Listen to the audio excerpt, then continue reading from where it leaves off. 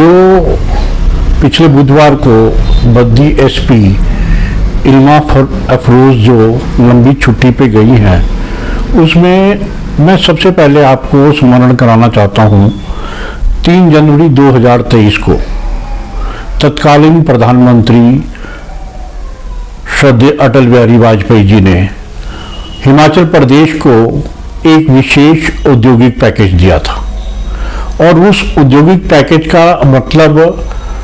प्रदेश की जनता के लिए जो हमारी अर्थव्यवस्था को सुधारने और रोजगार के लिए ये पैकेज को दिया गया था।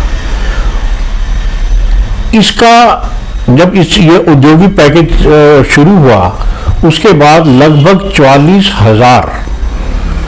जो उद्योग थे वो हिमाचल प्रदेश में स्थापित हुआ और उसमें अधिकांश उद्योग बीबीएन, बद्दीवाला, बरोटीवाला और नालागढ़ में स्थापित किए। लेकिन वहां 2003 से पहले भूमाफिया ने वहां काम किया। लोगों की जो एग्रीकल्चर लैंड है उसको औने पौने दामों में खरीदकर उद्योगपतियों को करोड़ों रुपए के दाम में बेची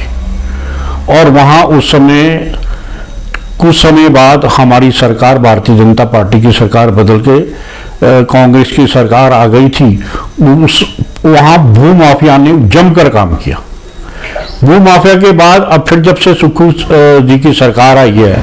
उसके बाद से भूमाफिया, खनन माफिया और एक नया स्क्रैप माफिया जो वहां डेवलप हुआ है उस पर लगाम लगाने के लिए जिस तरीके से बीबीएन एसपी जो जनवरी में आई थी, उन्होंने पिछले लगभग 10 माह में एक जबरदस्त और सराहनीय काम किया और वहां के जो लोकल बुद्धिजीवी लोग हैं उन्होंने उनको अनेकों बार उनको नवाजा उनके अच्छे काम के, अच्छे योगदान के कारण। लेकिन बड़ा दुर्भाग्य है वहां के विधायक और मुख्य संसदीय सचिव जिस तरीके से उनके परिवार जो गैर कानूनी तौर पे वहां खनन कर रहा था, उनके परिवार के टिप्पर के चालान किए, तब से वो उनको हमेशा परेशान करने लगे हुए हैं। और जिस तरीके से उन्होंने विशेष अधिकार हनन नोटिस जो विधानसभा में लाकर उसकी सारी सीमाओं को पार कर दिया। लेकिन सरकार का उनको वर्चस्व प्रधान है। जिस तरीके से खनन माफिया और स्क्रैप माफिया को सरकार के वर्चस्व के साथ ये हिमाचल प्रदेश में यहाँ खनन माफिया और स्क्रैप माफिया फल फूल रहा है और जिसके कारण आए समय में जो वातावरण है वो यहाँ का आतंक वाला वातावरण पैदा हो चुका है और उस आतंक के कारण उद्योगपति अब प्लान करने की पोजीशन में आए हैं। वो बार बार एक तो बिजली की दरों के बढ़ने से और उसके बाद जिस तरीके से खनन माफिया और स्क्रैप माफिया उनको आए दिन आतंकित करता रहता है, जिसमें सरकार का पूरा योगदान है। अब एक जो नया घटनाक्रम हुआ जब अभी उन्होंने